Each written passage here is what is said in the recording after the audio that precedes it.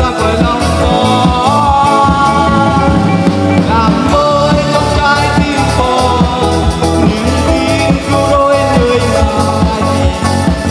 Tâm linh con cũng xin được ngài đổi mới luôn.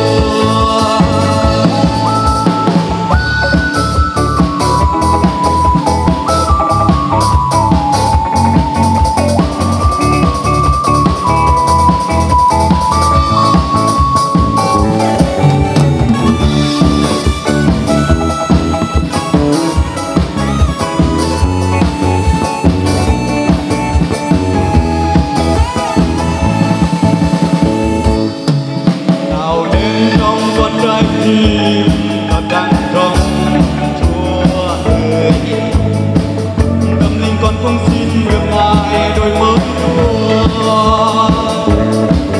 Nào đến trong con trái tim thật đang trong Chúa ơi, tâm linh con không xin được ngài đổi mới luôn. Chúa hãy cho con lìa xa bóng Chúa ôi ngài, lại Chúa cho con thánh linh ra khỏi lòng con, làm mới trong trái tim con niềm tin cứu rỗi nơi ngài. Tâm linh con cũng xin được ngài đổi mới luôn. Chúa hãy cho con lìa xa bóng Chúa ôi ngài, lại Chúa cho con thánh linh ra khỏi lòng con,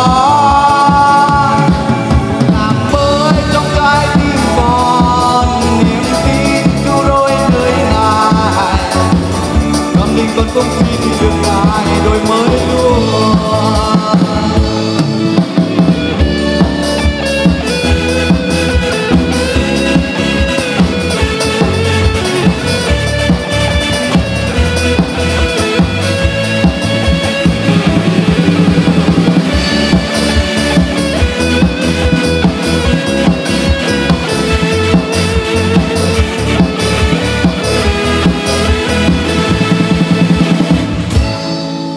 bình ta phong ta can break mà phạt can